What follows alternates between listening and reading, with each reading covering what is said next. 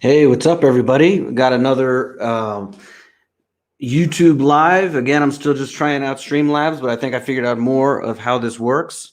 And so today we got a few things to talk about. I got some stuff lined up, and hope you join it and you enjoy it. All I did was announce it on the Telegram channel. I do have a new Telegram channel. So if you are on Telegram, please do sign up. It's Borderless Blog. Okay, so that's easy. Just the name of the blog, Borderless Blog, Borderless Videos, Borderless Podcast. Go to Telegram and look up Borderless Blog. And let me close everything out here. And you should be able to get on there. Also, if you're not on the mailing list, please get on the mailing list, because that's going to be the easiest way. You know, there's just for me to get in touch with you, because there's really, you know, we all know that I can get taken off of YouTube and Facebook and whatever at any point in time, even Telegram, really.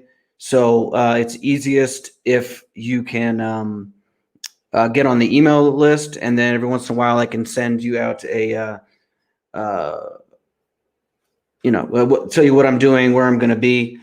I hope that everybody can hear me okay. Just please let me know. And so first, what I wanted to talk about, I've got a really good article that just came out today that I want to finish on. But before that, I wanted to touch on a few things. So I guess if people haven't seen that, there's a lot of crazy stuff going on in Colombia right now. So I wanted to talk about that, and maybe, we can see some things here. So let's see. Here's the Twitter feed. All right. Well, actually, I want to close it out because, sorry, I'm still trying to figure out how to use the screen share thing. Okay. All right. Share with audio. Okay. So hopefully this will work. So there's all kinds of things that are coming out. This is just in the last couple hours on Twitter. I do. All right. You got police and protesters shooting. Well, police shooting protesters. All kinds of things like this. Look at, you got lots and lots of people in the street. Okay. This is all over Colombia right now. Let's see some other things. Lots of people out there. All right.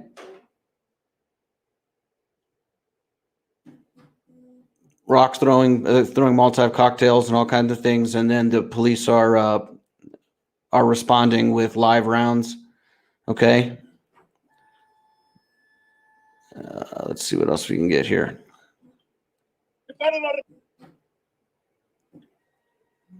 A lot of people out in the streets.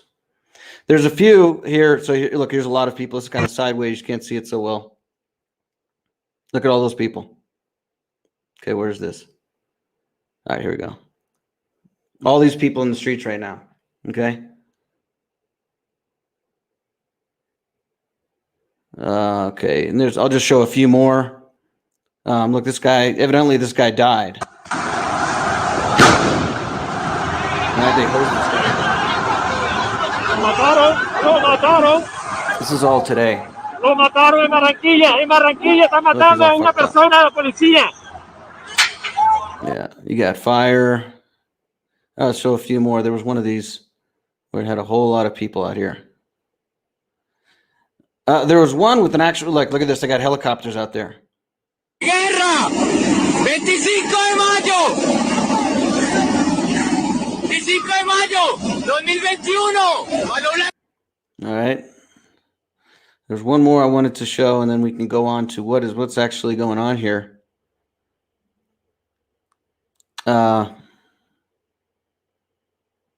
Let's see. Anyways, look, here's another one. Look at all these people here.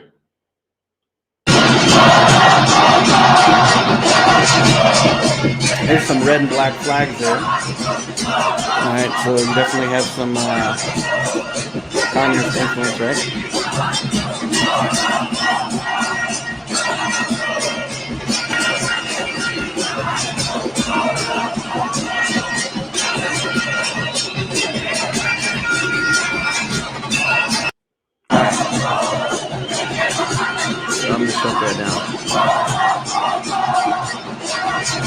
So here it's okay. All right, so you get the idea. So there's lots of people in the streets worldwide. People are calling, saying that that because evidently there's been a lot of civilians that have died, protesters that have gotten shot by the police, gotten killed. And I do want to go real quick over let's see.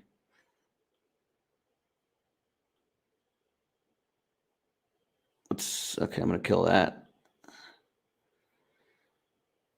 Over this one. Okay, so this is an article that I found, and this is the Financial Times. All right, and Colombia protests intensify with at least 24 dead. So this is the thing: is 24 people have been killed by the police. This is how many have been counted so far, and so this was only written 5 hours ago. So the main thing that worldwide press and a lot of people internationally are complaining about is that 24 people have been killed by the police, okay? At least 24 people have been killed and hundreds injured in a week of brutal clashes between protesters and police in Colombia. So in April 28th is when they, the unions formed a protest against they were raising the taxes. Now, I do want to mention, that I'm not saying, I certainly am not for this, but I think that a lot of governments are going to be doing this worldwide. You're going to have rising taxes just because, they lock down all these economies and they still need the money. And you have all these people, they still, think that they want some stimulus and money and all this. And the government can't do it. Where's it going to get the money from? So I think that there's definitely, this is a trend, around the world. There's going to be raising taxes, probably capital gains like we've seen proposed in the United States, because if nobody's making income and everybody's speculating and things like that online, then they're going to have to go for the capital gains tax. So anyways, they were raising taxes across the board. And the unions were the original ones that formed these protests on April 28th. And they just stayed in the street. It started getting more mainstream appeal because a lot of people were, I think a lot of ways these days when the government does something and people form these protests, it's almost like a prison riot, right? Because with all these lockdowns and everything like that, it's like you're living in a prison. So the government has you in this prison, and it's easy for them to form a riot or for people to start a riot. And so that's basically what a lot of these things happen. As soon as one thing lights a fuse, and then everybody just goes buck wild. And I think that a lot of controllers understand that, and it's a lot of ways that they can, manipulate the situation using emotions of people. So the middle class was plenty of peaceful protesters, and still are, as you can see from those videos I played. There's a lot of just normal people out there that are behind this. All right. And as it says here, the international press came in because as there were some more violent protesters that were actually burning things, that were assaulting people, the stuff that you see in a lot of the riots worldwide, especially like it's a lot of parallels with the United States. People would come out in the beginning for a legitimate reason. And then by the end of the night, there's a lot of people that are looting, burning things and all this type of stuff. And because of that, Colombia has a very strict government. I mean, they have a history of violent clashes of power between paramilitaries and all this kind of stuff. So the government really uses a heavy hand there. And so the police, they were quick to use lethal force back towards the protesters. And so as you can see here, Amnesty. So all these international people came in and started, complaining about the police violence because they were killing people, right? So it says Amnesty said that as well as the deaths and injuries that had registered arbitrary detentions, acts of torture and sexual violence, and reports of people disappearing. It said it had evidence of police using assault rifles in the city of Cali and pointing semi-automatic weapons directly at unarmed demonstrators in the city of Popayan. In another incident on May 1st in Bogota, an unarmed vehicle was seen firing live ammunition. All such weaponry is prohibited for the dispersal of protests under international standards, it said. I can't show this video, but there is a video of this, like, it looks like a tank, and it's coming through the just a regular avenue in, I guess it's in Bogota, and just shooting, boom, boom, shooting at people. And so I don't know if it's actually live rounds or what happened there, but it certainly looks like, it's pretty bad when you see it. I can't show it. I didn't find it on Twitter or something that I can actually screen share it with you right now. But so basically that's the international community, you could say, financial community has gotten involved. And what a lot of people are speculating, what the government is actually saying, because the government is supposedly right-wing government, supposedly conservative. And so they're blaming it on far-left agitation. So it's very much, again, like I was saying about the United States, there are a lot of parallels in, with the Trump administration. And then you had a lot of, what you could call left-wing agitation. And, they're saying that it's backed by, people from other countries. That's backed by, it's basically the same thing that happened in Chile. So I've done a podcast and we talked about what happened in Chile. Basically, they had the same thing in addition to strict lockdowns like Colombia. And then they also had these protests of people demanding a lot of things from the government. And they eventually overturned the entire constitution, okay, in Chile. And it's been really bad, very chaotic there right now. Colombia has not been like that. And so what a lot of other people are saying is that this is brought on, the same forces that are bringing about the same thing happened in Chile there, and that basically they're trying to overturn the government. So I don't know. We'll see what happens. Hopefully that this calms down. I mean, obviously it's not good for this type of chaos. It's hard to know what's really going on here. And, a lot of people are saying that Duque, who's the president, is not being hard enough, to stop them from all the type of violence and burning things. And other people, obviously, most people, if you look on Twitter, they're saying he's being too hard.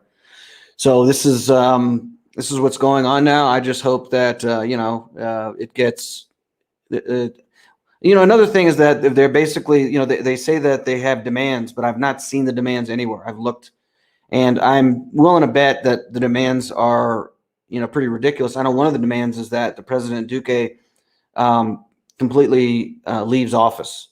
So I don't think that he's going to be okay with that, obviously. So, I mean, I've heard that a part of the demands is universal basic income, a lot of other things that, basically a lot of people aren't going to be cool with. So I think that's a lot of the times the problem is that they come in and they have these really big demands, instead of just, hey, why don't we stop police brutality? It's all these really extreme things. And then it just becomes into a fight where nobody can really win.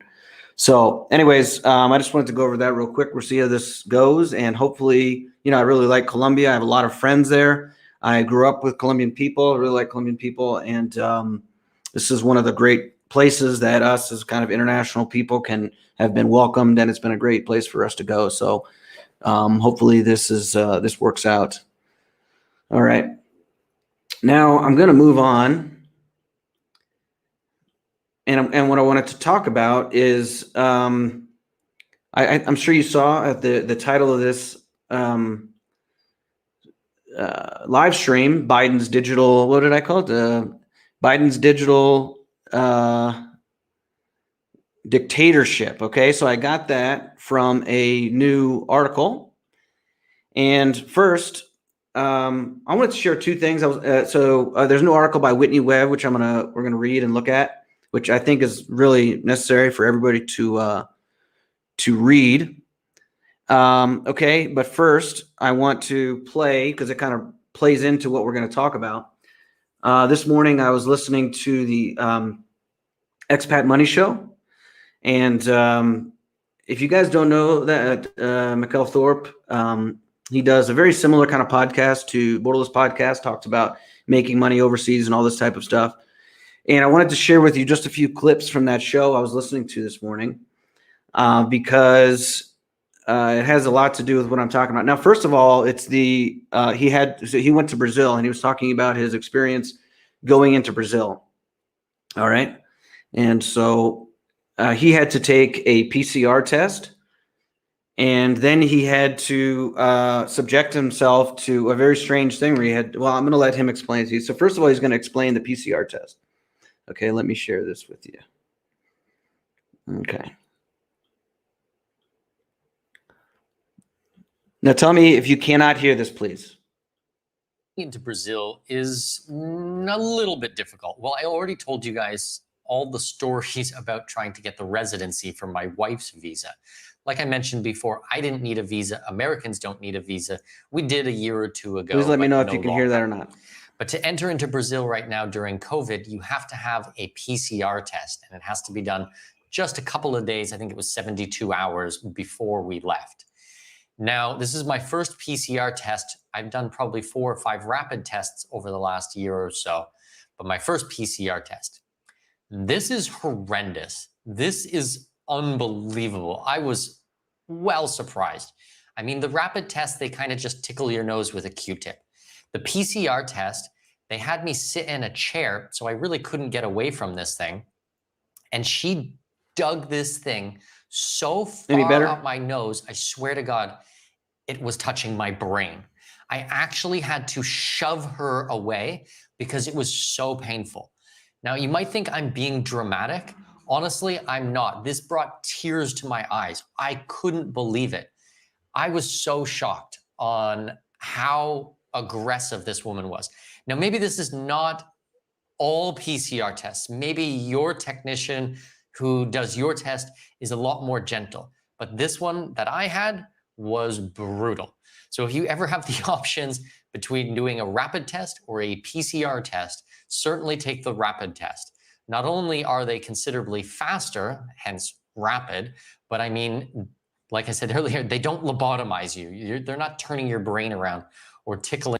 Anyways, so I hope you guys could hear that. This is the first time I was trying to do it with sound when I was doing the screen share. So please let me know if that really didn't sound good. Then I'm gonna have to find, I'm gonna have to do something else. But anyways, I just wanted to play that real quick. I mean, I thought that was something else. I haven't done any of these PCR tests, but in order to get into Brazil, I guess they do it to you there. And he said he was strapped into a chair, and they basically stuck this thing way down his nose. And I don't know if you guys have had the same experience, but that sounds horrific. And then I was talking to, and then I had another from anyways, the guy from Lions of Liberty, he was saying that they did it up his nose, down his throat, and that he had to pay like $50 for it. So I mean, this is just horrible stuff. I can't believe that this is like normal now. I've never taken one of those things. I do not want to take one of those things. So I don't know. It just sounds terrific. I'm so not happy that this is like part of our regular thing that we're expected to do just to go somewhere, because I guess I'm not going to Brazil if they're going to do that to me.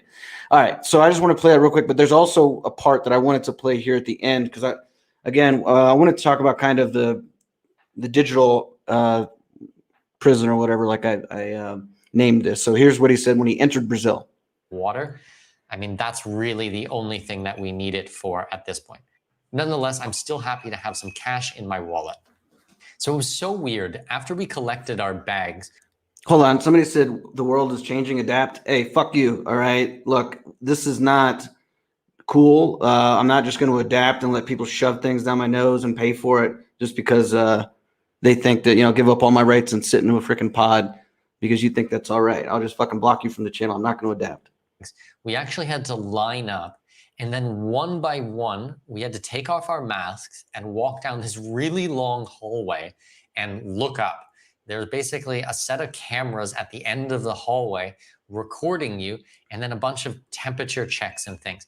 But it's this really long, narrow hallway with no one there, and then single file with like maybe 5-10 meters, maybe even 15 meters between people. You have to walk down this and look up.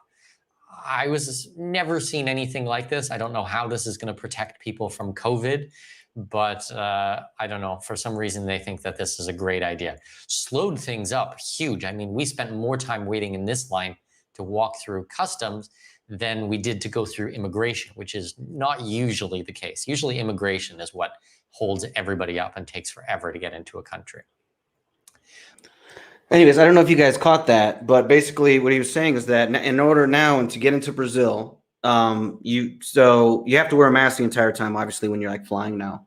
But then in order to get in, he had to take off his mask, walk down a corridor where they were taking all of his temperature, all kinds of biometric data, and then he had to look up at the end of the corridor. He had to look up at a camera, which was obviously taking his face biometric data.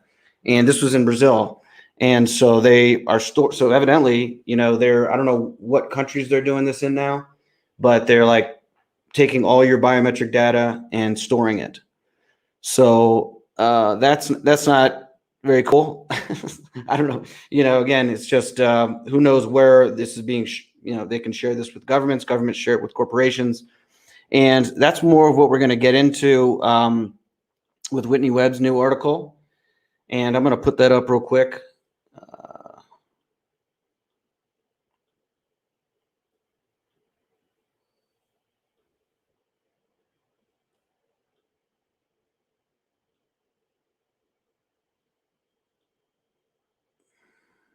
All right. So this is an article that just came out today. It's called "This Biden Proposal Could Make the U.S. a Digital Dictatorship." If you guys don't know Whitney Webb, she's a really good alternative. She's a journalist, period, right? And so she really does deep dives into a lot of things, and I recommend that everybody follow her work over at Unlimited Hangouts. She was in Chile, giant crackdown in Chile. It was basically unlivable. So she got out of there. So I just wanted to read some of this. It says a new proposal by the Biden administration to create a health-focused federal agency modeled after DARPA is not what it appears to be, promoted as a way to end cancer. This resuscitated health DARPA conceals a dangerous agenda. So if a lot of people don't know, DARPA is actually a government organization that they're really behind the scenes on the Pentagon, a lot of what the Pentagon does, and they farm out to private people to make kinds of innovations that eventually the military starts using. Okay, so in this article, I'm not going to read the whole thing because it's kind of long, but so basically the Biden administration has asked Congress for $6.5 billion to fund the agency. And this is like DARPA. If you're familiar with DARPA, they're going to call it HARPA or something like that. Again, your HARPA, ARPA-H, and so this would raise the National Institute of Health budget to over $51 billion. Okay, now DARPA, a lot of people don't know, they're the ones that no, Whitney Webb is definitely not a Trumper. You got that wrong. You got the wrong person. So DARPA is the one that actually came up with these RNA vaccines. Okay, so and then it was just passed down. It was this technology was given to a lot of the big companies that Pfizer, Moderna, that we're seeing now. So as she was saying, that there was a previous attempt to create this health DARPA during the Trump administration in late 2019. So this is a continuity of agenda type thing. This has been going on for a long time. And so the former vice chair of General Electric and former president of NBC Universal, Robert Wright, he's been the driving force behind this. And they've already, this group, they've already come up with a lot of different technologies. So the safe home is something that was first proposed 2019 and was the flagship, what they really wanted with HARPA in the beginning. And as it says here, safe home would suck up masses of private data from your Apple Watch, Fitbit, Amazon Echo, Google Home, and other consumer electronics devices, as well as information from healthcare providers to determine if an individual might be likely to commit a crime. Okay, so we got pre-crime. Again, that she goes into this. There's some other things. I'm not going to read all this. I would recommend everybody else go and read this article very in depth. But they do have some obvious pre-crime type things. All right.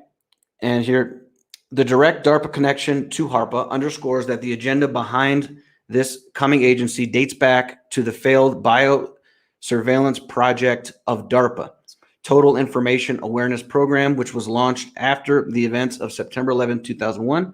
TIA's biosurveillance project sought to develop the necessary information technologies and resulting prototype capable of detecting the covert release of a biological pathogen automatically and significantly earlier than the traditional approaches, accomplishing this by monitoring non-traditional data sources, including pre-diagnostic medical data and behavior indicators.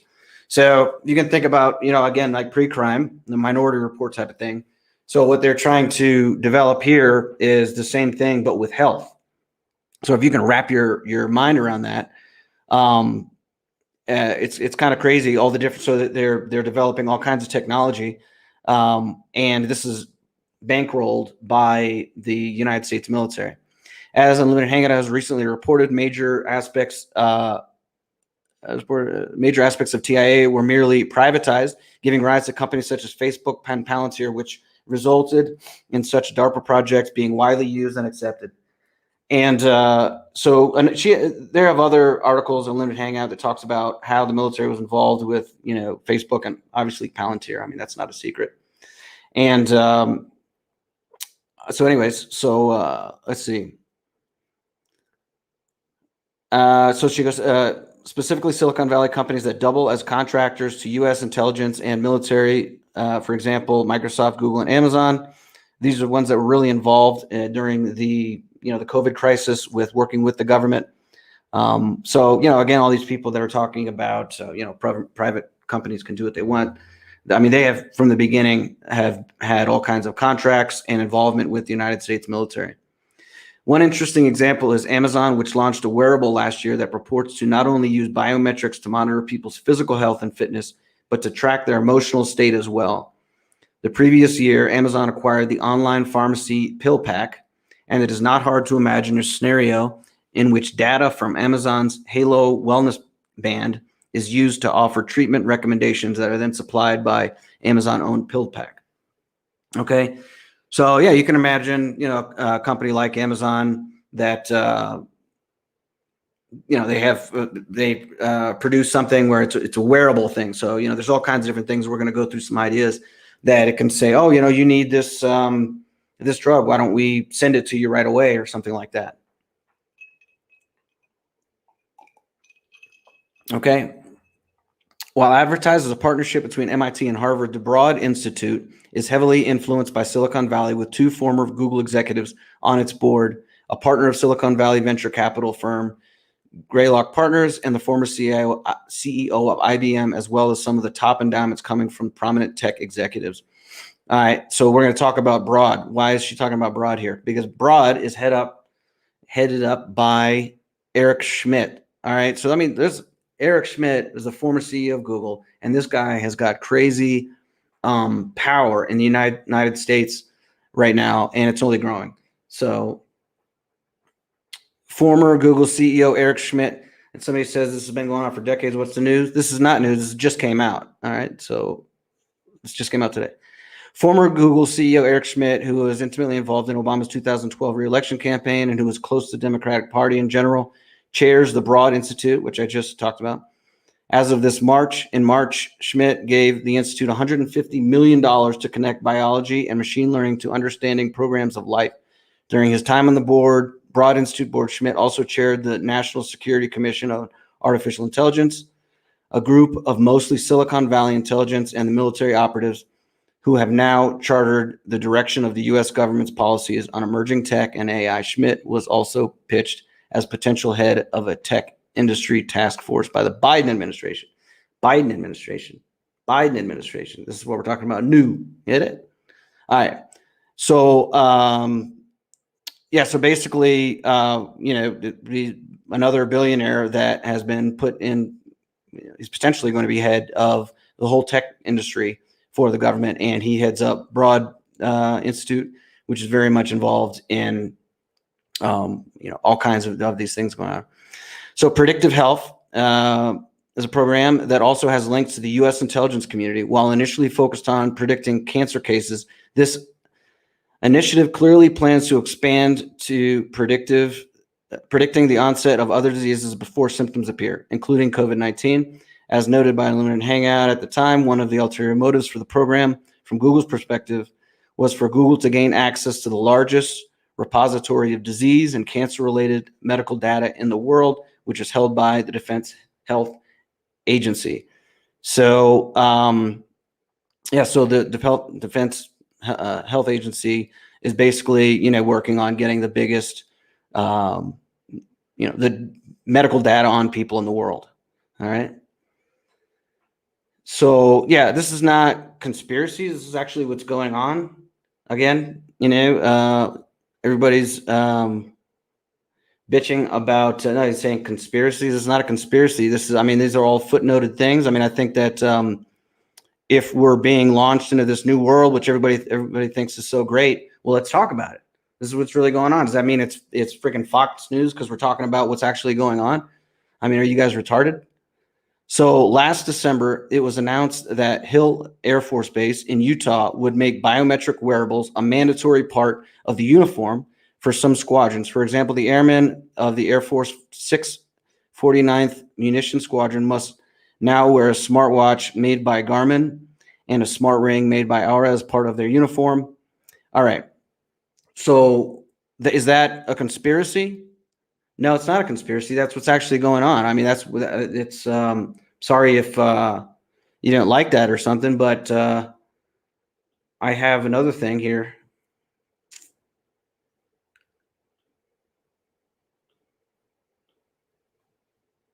Well, actually, I have to redo that because I didn't get the sound on it.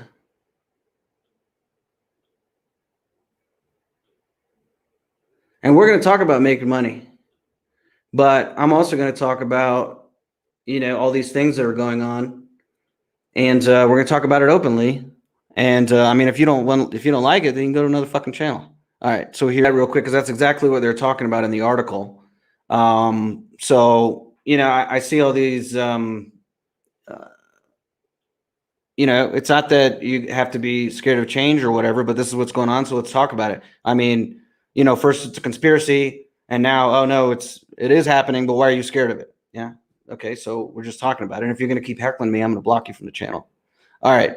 The development of the algorithm began well before the COVID-19 crisis and is a recent iteration of a series of military research projects that appear to have begun under the 2007 DARPA Predicting Health and Disease Project.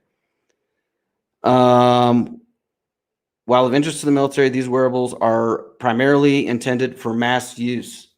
All right. So I've actually, obviously they're trying these things out. When I was in the military, I got stuck with all kinds of, vaccines and different type of things that they were trying out. That's what they try out for the first people is on the front lines of the military. Let's see. Google, Amazon, and Facebook have been doing this for years, and the information is freely given. Technology is going to happen. Wow, technology is going to happen. That's really interesting. I didn't realize that. So one indicator of the push for mass use is that the same Aura smart ring being used by the Air Force was also recently utilized by the NBA to prevent COVID-19 outbreaks among basketball players. So I don't know if you've seen this. Because the COVID-19 giant, overblown thing, they made all the basketball players, they had them in these hotels and basically what they called like the bubble, and they couldn't see anybody except when they were playing basketball, and they had them wear these rings which supposedly is going to tell you if you're going to get sick or not. This company so here's this company, BioIntelSense, received $2.8 million from the Pentagon last December. All right, just to start up because they're a connected organization. So, and right now it's running a study partnering with Philips Healthcare and the University of Colorado on the use of its wearables for early COVID-19 detection, which is entirely funded by the U.S. military. Okay. All this is, all right, this guy's getting blocked. So yeah, I think I'm gonna block this guy too. It's got all these hecklers. I'm sorry about that. So, the point is that this is being funded by the military. This is not like private companies just doing what they want to. We just have to deal with it. This is being paid for by taxpayers' money or by inflation, really, but just by the central bank. And this is, if you're fine with that, then that's fine. That's cool. But we're just talking about what's going on. A lot of people are just, they're getting mad because I'm talking about this. First, they said it was a conspiracy, and then they're like, "Why you hate change?" I'm just, we're just talking about what's going on here. This is a new article that just came out, and we're talking about what's going on in the new U.S. administration. So while the use of these wearables is currently encouraged but optional at these pilot locations, could there come a time when they are mandated in workplace or by the government? It would not be unheard of, as several countries have already required foreign arrivals to be monitored through use of a wearable during a mandatory quarantine period. St. Lucia, okay, so now we're talking about international things here. St. Lucia is currently using BioButton for this purpose. Singapore, which seeks to be among the first smart nations in the world, has given every single one of its residents a wearable called a Trace Together token for its contract tracing program.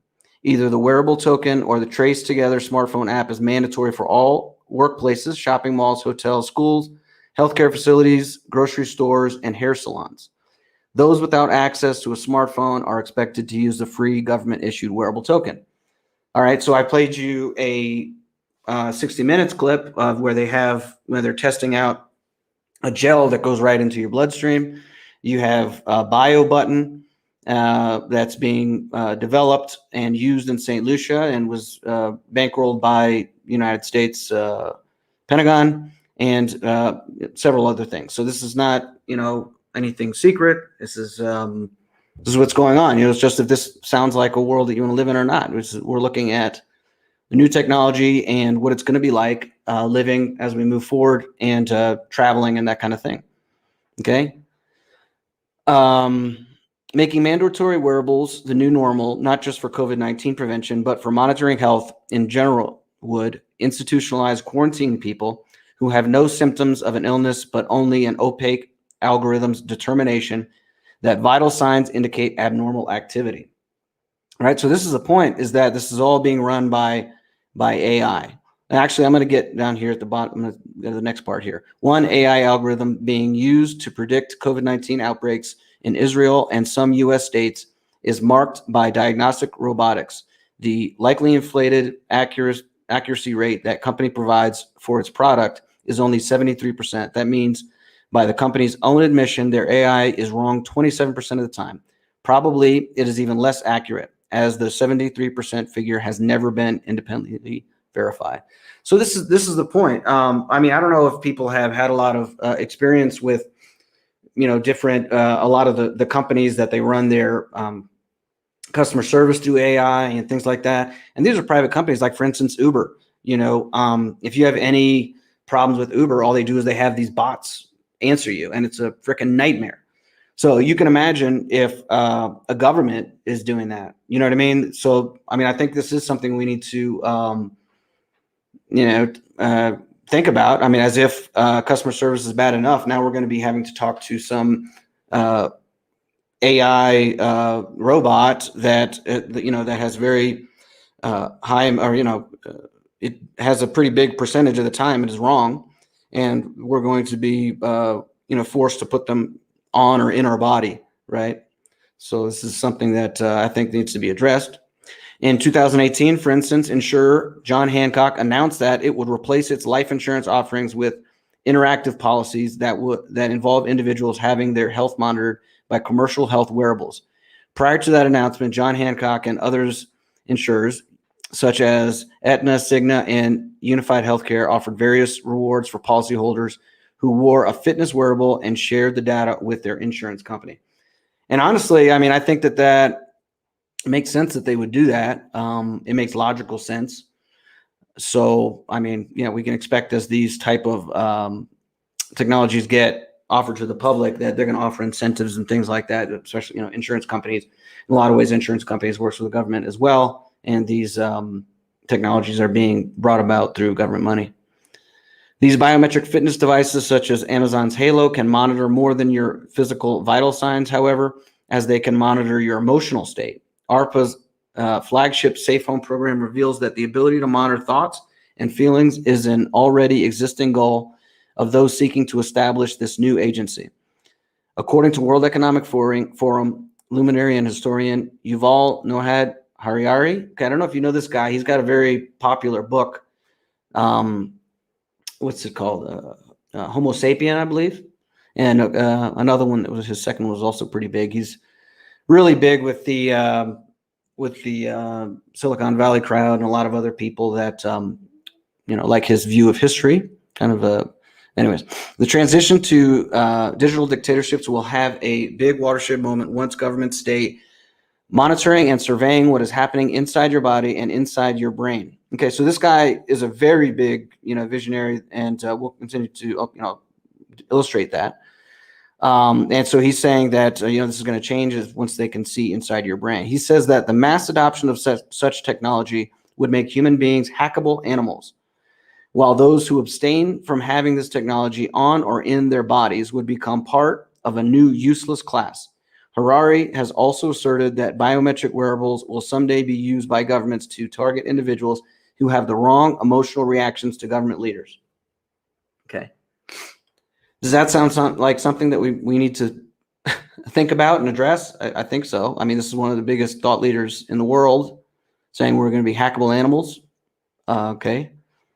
Unsurprisingly, one of Harari's biggest fans, Facebook's Mark Zuckerberg, has recently led his company into the development of a comprehensive biometric and neural wearable based on technology from a neural interface startup that Facebook acquired in 2019. Per Facebook, the wearable will integrate with AR, which is augmented reality, virtual reality, and human neural signals, and is set to become commercially available soon. Facebook also notably owns the VR company Oculus Rift, whose founder, Palmer Luckey, now runs the U.S. military AI contractor Unreal.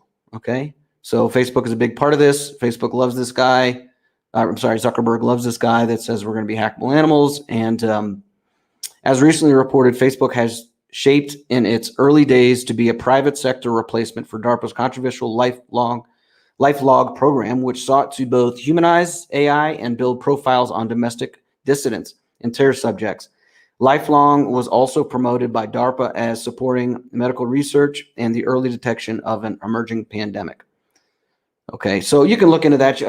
Especially on this Unlimited Hangout website, you can see there's another article that goes into the specifics on that LifeLog. If you don't know about that, Facebook it launched the exact day that they stopped LifeLog, which was paid for by DARPA, and it's pretty much the same thing as Facebook, so it's very suspicious.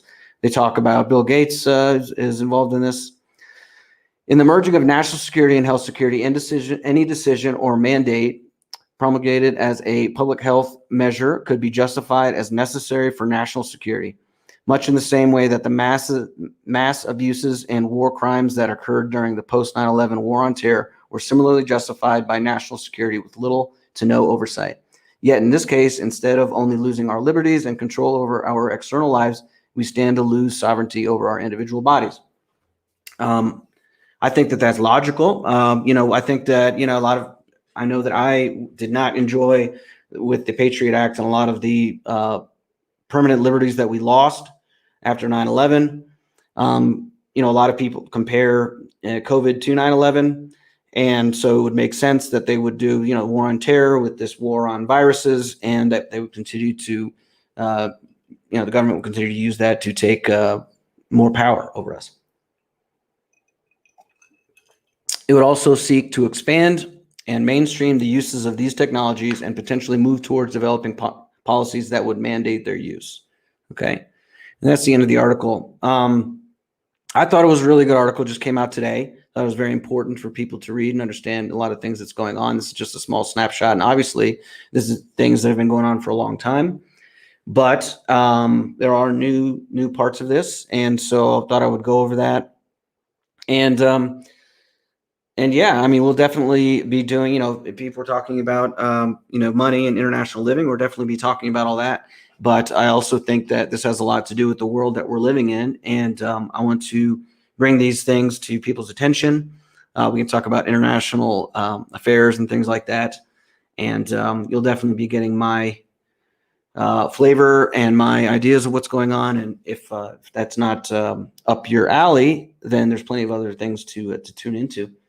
So, so yeah, that's it's been, let's see, 47 minutes now, and yeah, as far as these things go, I mean, this is not like a monetized thing. There's no ads or anything like that, but I do have affiliates on borderlessblog.com for people that do live internationally, digital nomad life, that type of thing. You can go there. You can get travel insurance, international health insurance. You can all kinds of things. There's a crypto class on there, and other things. You can also just sign up for a strategy call with me if you are trying to figure out how you're going to move forward, and if you need help living internationally or creating location independent income. So that's it. I hope that everybody enjoyed that, and please comment and let me know if there's any other topics or something like that you want me to cover. And thank you very much.